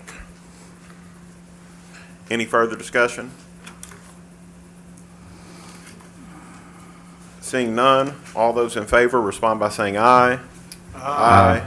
Any opposed? That motion carries. Item number 18, consider approval of an order to purchase body-worn cameras for the Clark County Sheriff's Office and determine the account to pay the invoice provided by the City of Winchester. Judge, I'll make a motion that approve the order and that in addition, that these funds be paid from the community funds to pay this bill without the $765. Oh, you go. Okay, good deal. I'll second that. Motion has been made and seconded. Is there discussion? Question, Judge. Are you and the county attorney comfortable that this is an allowable expenditure under the fiscal court fund guidelines? After reviewing documentation we've been provided and discussing it with the county attorney, I'm comfortable with it. Do you have those documents that we could look at as substantiation of your opinion, or do you want us to just trust you? County Attorney Elkins, can you address that? I think this is the same transaction relating body cameras that we've talked about here a couple of times. And since that time, and even actually before that time, Judge, I know you made inquiries of Haley Cunningham for controlling instruments. I eventually made written requests of Ms. Cunningham for controlling instruments, and I don't doubt that she presented to us what she had. But the controlling instruments, as I understand them today, would be the order and the agreement from December 1991, I think. We're at Section 6. The Clark County Community Foundation is to make distributions in an amount of about 5% to the Clark County Fiscal Court Subfund for charitable and educational purposes, or for purposes determined by the donors. It just so happens that the Clark County Fiscal Court was the donor. Given those three limitations on the expenses, I think broadly speaking, or really just narrowing in on the donors' desires here, it would seem that without some other controlling instrument, it would be a proper use of the accounts. So you're saying you've got documentation, but you don't have them with us where we can review them, so we're just going to take your word for it, is that correct? No, what I'm saying is you didn't ask me for them yesterday, or I'd made sure you got them yesterday. Well, I didn't know which account we were going to take it out of. You know, I assumed that we may take it out of some excess fees from either the sheriff or the county attorney or the rainy day fund. I do have some documentation with me from Haley Cunningham. That was a letter that was addressed to the judge and the fiscal court on October the 20th, which I hadn't seen till Monday, and it spells out some guidelines, both relevant to this and some other issues. And if you'd like, I would pass that out and read that into the record. Well, I just want to make sure that you and I can agree that if you didn't know, I surely didn't know. Well, agreed. Thank you. Judge, could I pass this out? Sure, you can pass out whatever you want.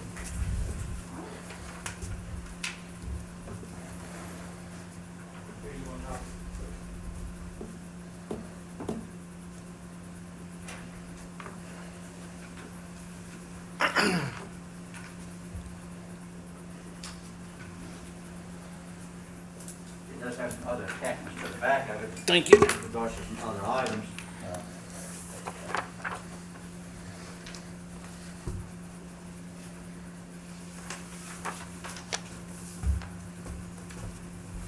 And I don't know about the rest of the court, but has any of y'all ever seen this before? I mean, it was dated October the 20th until I was having a discussion with Ms. Cunningham Monday. I wasn't aware of it. Judge, did you make this available to any members of the court? I mean, you've had it since October the 20th. This was sent to Judge Pace and the members of the fiscal court. My assumption was she sent it to you all, but I don't think it's any secret that we have had some disagreements with the foundation over their narrow interpretation of how we can use funds that they decide we can use. I think this discussion today refers to funds that we already have in our account that have been compiled over years, upwards of $200,000. Well, let me just read the last paragraph. The first couple of paragraphs has to do with political issues, which I would prefer not to address in this. The last paragraph says Bluegrass Community. It says Bluegrass Community Foundation and Clark County Community Foundation have a legal and fiduciary duty to ensure that no charitable funds are used in this manner or any way that violates state and federal law or regulation or any policies of the community foundation. While granting to a 501c3 in good standing with the IRS is on its face value commentary regarding the grant funding reference to political issues, well, that goes back to the political issues. But my point being is, you've had this letter since October the 20th. We didn't get it. In my opinion, it says that these funds need to be spent on educational and charitable funds and charitable organizations. And then with regards to, accepting, and I appreciate County Attorney's response, but again, we've had some other issues with regards to specifically the audit that was almost a year old that had two very specific recommendations for the court, and we have not yet acted on them. So one with regards to a Attorney General opinion and one with returning funds to the County Attorney's Office. Now, I know he'd like to have that money, but again, that's another document that we haven't seen. So, I would appreciate being made aware of these documents and having those presented to us. But as far as my vote, I'm not going to vote to expend this from the county community fund. In fact, I would make an amendment to the motion that we buy these cameras from the rainy day fund. Is there a second? Motion has been made and seconded to, we'll have this discussion in a second. Motion has been made and seconded. Is there any discussion? I think we can lessen this amount. The sheriff can back me up on this if I'm correct. 24,765. Sheriff, you're gonna have excess fees around 16,000? $16,055 And you're willing to put that towards this so we can lessen the amount of where we pull this from by that amount, is that correct? Yes, I'll turn that over to the fiscal court, and y'all have to decide where the money goes. It gets deposited into the general fund. Correct. There's no appropriation allocated for excess fees. Mm-hmm. But that would lessen the amount of payment from any fund we take it from. Correct. So you're talking roughly $8,000 as opposed to $24,000. Any- $8,700. Any further discussion of the amendment as stated? Seeing none, all those in favor of the amendment respond by saying aye. Aye.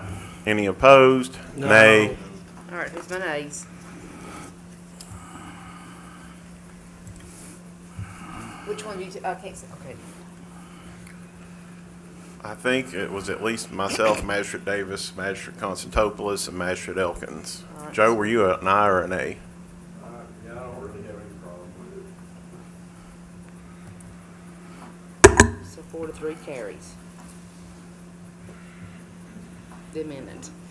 No, the vote was against the amendment. Yeah. Amendment failed. Okay, back to discussion. Well, if I could, Judge. Sure.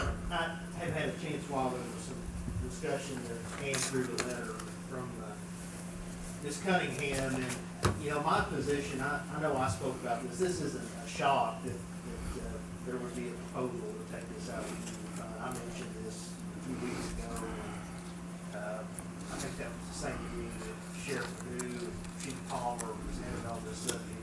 I think that was the meeting I brought it up around that time. So we've been contemplating this for a while. We've had this discussion about the community fund for even longer than that. And in looking at this, I'm actually pleased that she mentioned kind of the consideration that the IRS gives to charitable contributions. I was looking earlier and just doing a little research on my own. What does IRS consider? Because that's really kind of considered the gold standard. If somebody makes a charitable contribution to an organization, a group, whatever the case, if we looked at the deductibility of that contribution, well, one of the things that is included in that is government, including local government, so long as it's for a public purpose. So, in other words, hypothetically, somebody could say, I really want deputies to have a body camera, I'm gonna write a $25,000 check to the Sheriff's Department or to Clark County to pay for it. And as I interpret IRS rules, that would be a deductible charitable contribution. They'd be able to deduct that on an income tax return. So, looking at her letter, she says the following considered are included in the IRS definition of charitable, relief of the poor, the distressed, and underprivileged, advancement of education or science, erection or maintenance of public buildings, monuments, or works, lessening the burdens of government, lessening neighborhood tensions, eliminating prejudice and discrimination, defending human and civil rights secured by law, combating community deterioration and juvenile delinquency. I can count about 3 or 4 of those that clearly, bolster the argument for providing body cameras for police officers and deputies. I mean, it is a clear and obvious benefit to the public at large, to civil rights, the promotion of civil rights. I mean, my goodness, all we've seen and heard over the last couple of years with, alleged police brutality and the back and forth and all the litigation involved, people being indicted, prosecuted, even as close as Louisville, Kentucky. So I think I cannot see a reason why this would not fall under the scope of at least what the IRS considers to be a charitable contribution, a charitable objective. And Ms. Cunningham herself has cited this at length in her letter from back in October. So as I see it, it's entirely consistent. And I know we're used to this mindset of, we dole out these $1,000 or $2,000 distributions to local nonprofits every year, and that's fine, but I think when we have an opportunity to take a lump sum and put it to immediate, impactful, good use, like this would do, I think we're clearly entitled to do that. I have total comfort in doing it, and although, if sheriff can come up with part of that from excess fees or whatever he has available to him, I have no problem with certainly reducing this amount of what he can come up with. But, based on what I've understood about the community fund and what constitutes charitable objectives, I'm very comfortable using the community fund for body cameras. So. Magistrate Elkins. If I might provide a little context, and I appreciate Magistrate Blanchard's reading of the next to the last paragraph, but I think you need to read the paragraph above, which says, it should be noted that grant making, even within these charitably defined boundaries, is boundaries by additional regulations from the IRS and the Community Foundation's best practices, policies, and procedures.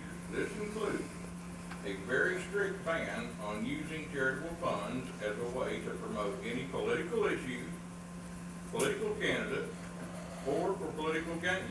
Any grant made from the fund shall not be used for the promotion of, or for, or against a political issue, or in support, or against a political candidate, or a political party, or any political gain. That's not what we're doing. Oh, I know. We're buying body cameras. Yeah. for the- I agree with that. That statement was made with regard to another statement that was made. But That's the letter that was handed out tonight, and the paragraph below it was read to lead me, or at least led me to question whether this was. well, my whole point being we wasn't aware of the letter. Or not, and as I read the entire letter, I see that we're talking about apples and oranges here. This letter is talking about political gain, political issues, or political parties, and that's not what we're doing with these funds. So I'm going to defer to the order that I have seen that has the verbiage that the county attorney read from. With regards to Magistrate Davis's first example, I think the prime example being when the funds were donated for the gold leaf on the tower. They were donated through the Community Foundation for a specific fund so that that individual or that group of individuals, whoever they were, who we don't know, could then take that off as a charitable contribution. And I think that is the proper way that letter is intended, that if you want to make a specific contribution for a specific purpose, you donate it through the community fund to the fiscal court to expend on that specific project. But in this case, we were the donors. The fiscal court donated that money to be used for the specific purposes of that. So But I think our agreement from 1989 or 90 prohibits us from doing that. I think the county attorney has reviewed that agreement, and it has no such prohibition. And, I suppose my feeling on this whole issue is we could allow Ms. Cunningham or this foundation that is a manager of our funds to micromanage anything that we do. The bottom line is, are we or are we not in favor of using these funds to purchase body cameras. And I guess we can debate from now until kingdom come whether or not that's a public purpose. I certainly think it is. And if you don't think it's a public purpose, that's your prerogative. Well, I think it's an improper expenditure of the Clark Fiscal Court Foundation funds. But what's your basis for that? I've got the agreement from 1989. I've read it time and time again. But in what respect? It says charitable and educational purposes. And that's what we were just discussing, Judge, which is what constitutes a charitable purpose or objective. We know that the IRS clearly looks at things like this. Anything, any donation to local government or a body of local government for public purpose, an individual would be able to get a charitable tax deduction. If it went to the foundation. We consider what's charitable, and in her own language, the IRS language that she's recited in her letter, which clearly bolsters what we're doing here tonight. So, I mean, and obviously there's always differences of interpretation. I respect Master Blanton's interpretation of it. I don't concur with it. I don't think anybody's getting any personal gain from it. Nobody's getting any political gain from it. That's not why it was before the court. We're trying to make everybody safe. And I think that's what's accomplished here. So. And I'd like to reiterate the next sentence below, which says that the donors can make that decision. And unless we doubt that the fiscal court are the donors, then I think that there are no doubt that we can choose what we spend it. I have nothing further to judge. Judge, I can support it, but I would like to see us reduce the amount that we're gonna pull from the community fund, since the sheriff's willing to give us excess funds. Can that be done though, Judge, in a timely enough to get this paid when we're supposed to? That's my own opinion. I know there's probably gonna have to be an order. Well, and I may be wrong about this, and correct me, Sheriff, if I am. We're going to get the excess fees one way or the other. Either we're going to get them directly to the general fund, or we're going to use them towards this purchase. One way or the other, they're going to end up in our pocket. It's kind of like the CARES money that people keep discussing. It really doesn't matter if it goes to a particular fund or if it goes to us, and then we use it to pay for a particular fund. It still ends up in the same place. It's semantics. But can we not reduce the amount we pull from the community? We could choose to, but I guess my thought on that is, if you're good with 7,000, why wouldn't you be good for 24? Where's the big difference? Well, my thought, because that was brought up there about the excess fees, those fees are definitely, there's no restrictions that are gonna have to be used for other things that are coming, and we don't have an allocation line item to take that out of in the budget, so then there would have to be another transfer to find where that money was coming from, correct, Alicia? I think, Judge, my inclination at this point is to just approve the order as it is. Call for it. Question has been called by Magistrate Elkins. There can be no discussion on a call to question. We just need to take a vote on whether or not we want to end discussion. So this vote will concern whether or not we want to end discussion. We'll do a roll call vote, I suppose.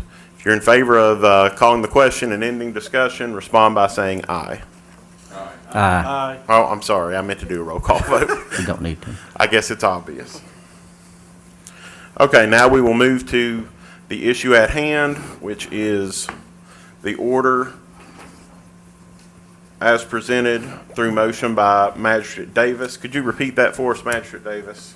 Judge, my motion was to approve the order that's purchased body cameras for Clark County Sheriff's Office, and that account to be paid from the Clark County Community Fund.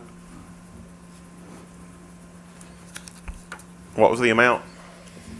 It is $24,765. Okay. I think you're referring to the fiscal court fund. There's a different fund, the Clark County Community Foundation. The fiscal court has its own I fund. meant the fiscal court fund, but I apologize. That, not the community foundation. It is okay. There is a significant difference. I apologize. Thank you. The court and that. Okay, I guess we'll have a roll call vote on the magistrate's motion. Master Graham. Yes. Thompson. No. Constantopoulos. Yes. Blanton. I'm in favor of the body cameras, but I think the appropriate fund is not the Clark County Fiscal Court Community Fund, so I'm going to vote no. Davis, Yes. Elkins, Yes. Judge, Yes. 5-2 carries. Okay. And give me that again, it was the clerk, it was the fiscal, because I wrote down community funds. It's on your letter right there. Look, Clark County Fiscal Court Fund. Oh, perfect, thank you. All right. Now moving on to item number 19. Consider acceptance of the release and indemnity agreement between the Clark County Fiscal Court and Verna Hills Homeowners Association. So moved. Is there any discussion? Judge, did we not just give you the authority to sign anything? I thought on we that? did too. We did, yeah. I think that there was, why did this end up on the agenda, Janet? I thought we were just providing a courtesy copy for the minutes. Well, we can take a vote on it, that's fine, it doesn't matter. Okay, well, I can tell you that we haven't, have we received back, I hand-delivered it to the president of the association. Have we received it back from him yet? No? Okay. Well, this is the agreement. Does anybody have a problem with its form whatsoever? Okay. All those in favor respond by saying aye. Aye. Any opposed? That motion carries.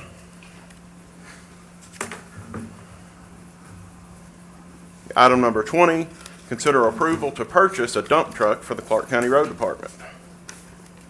So moved. Second. Any discussion? This is the truck to replace the truck that we just, salvaged, correct? That was total wreck. This is to replace, according to how you want to look at it, we just had one that burned up in a fire as well. It is a replacement truck. Thank you, Judge. Any further discussion? Seeing none, all those in favor respond by saying aye. Aye. Any opposed? That motion carries.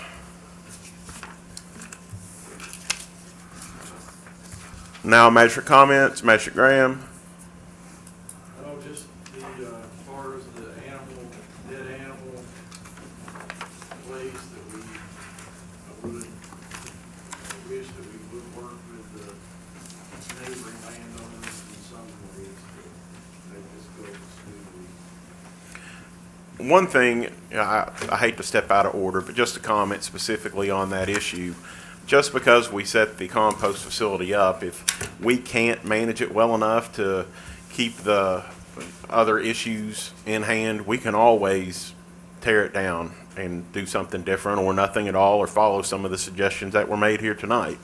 I think this is something we've agreed on, you know, over the course of the last year to at least give it a shot. We have a grant to pay for it, the vast majority of it, but by no means are we married to it permanently if for some reason it doesn't work out. And I have spoken with Supervisor Curtis about potentially building either a tree barrier or something to make it, if there is any unsightliness to it, to basically make it as appeasable to the eye as possible. Magistrate Thompson. Just one thing, Judge, if we could ask the clerk to note in the minutes that we received the conditions for it. Already taken care of that, thank you. Magistrate Constantopoulos. Yeah, just one quick thing is that after last meeting, I know we had some questions about some findings in the previous audits, and talking with Alicia, she recommended that maybe we put together a committee to address those issues, because there's going to be several changes that's going to have to be made to fix some of those deficiencies that were found.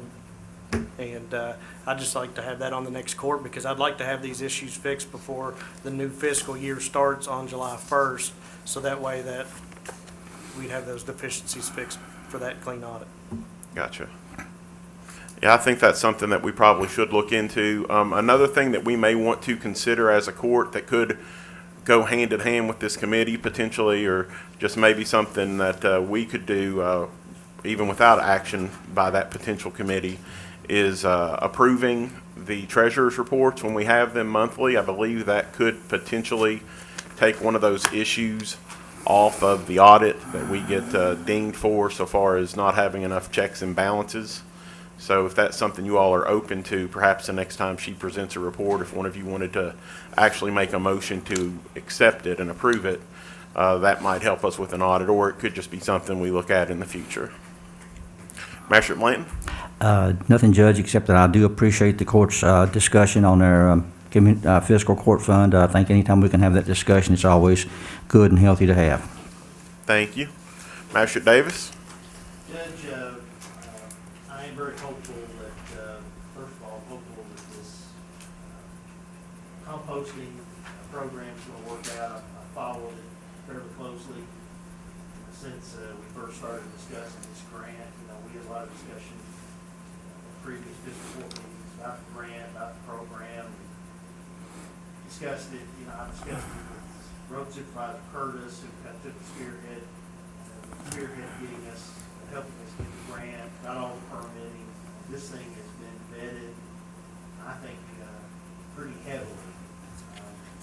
I understand we're pretty close to being up and running, and the truck ready, I believe. And I think this is going to be a very, my understanding is that Franklin County has worked out really well. I think it's going to be an economic way for Clark County to deal with dead animal removal and be a service to agriculture community, people with livestock that need to be removed. So it's a good compromise. I understand the concern that the property owners in the area have, and I want to be respectful of that and mindful of their concerns. And I know we'll be talking about it more in the months to come. There may be things have to be changed, but I do have high hopes for the program, given the tremendous increase in cost that we were facing for moving dead animals, farms especially. I think this was probably the best thing we could hope for. So I want everybody to just give it a chance, and we'll see where it goes. And secondly, Judge, I'm very glad we were able to vote there to approve these body cameras for the Sheriff's Department. I think it's going to mean a lot for any department that has adopted these. Of course, many have, probably few have not, but hopeful for that too, Judge. I think there's been a lot of discord in our country the last few years. Relations between communities and police departments. I think this is one more step to improve that. So I'm appreciative that we were able to do that tonight, Judge. That's all. Thank you. Master Elkins? Yeah, a couple of issues that we'll take on. One is the property on Wayland Heights, and I've mentioned that several times. I know we can't get in the grass cutting business, but I also know that the growing season is getting ready to start probably within the next month. And I wonder if there's any movement on that, or at least the ability to have one of the county departments to take care of that issue before it gets out of hand again this year. Talking about the second house on the right going into, with the Jeep parked in the driveway. I've been out there to look at it. Good, thank you for that. Mr. Elkins, just not to interrupt, but I can tell you that I've talked to that individual within the last couple of days, and he's assured me that he's going to take care of that right away. That's the best case scenario. Thank you for that. Next, I would like to ask about the new fire trucks. I meant to ask the chief while he was here. Any delivery date on those yet? We don't have a delivery date. To the best of my knowledge, it is currently being toured as part of a show program from the Dakotas, I think, or Montana, one of those, to here. So, yeah, they're taking the slow path and they're showing it off to other departments. Hey, this is what we can do for you, and it should be here, I would assume, fairly soon. Good, good. And then we have a tanker truck right behind that. Yep. So perfect. And finally, want to, I hate to end this meeting without mentioning what a remarkable and outstanding job the Clark County Road Department did in the snow removal over these recent storms for the past couple of weeks. those guys went above and beyond, some of them working 30-plus hours in a row, to make these roads in Clark County safe. I drive a lot of county roads, and I'm not hesitant to get out and drive when it's snowing. And I've been in many other counties, and I hate to say it, but state roads as well, that weren't as well as, taken care of as our roads were. So hats off to those guys.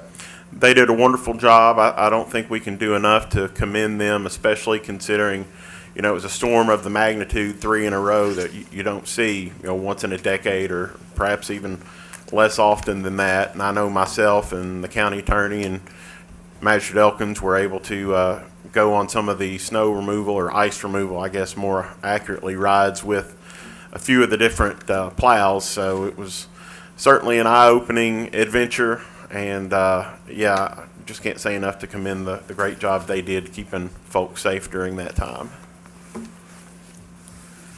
Okay, first thing, you're done, right, Magistrate Elkins?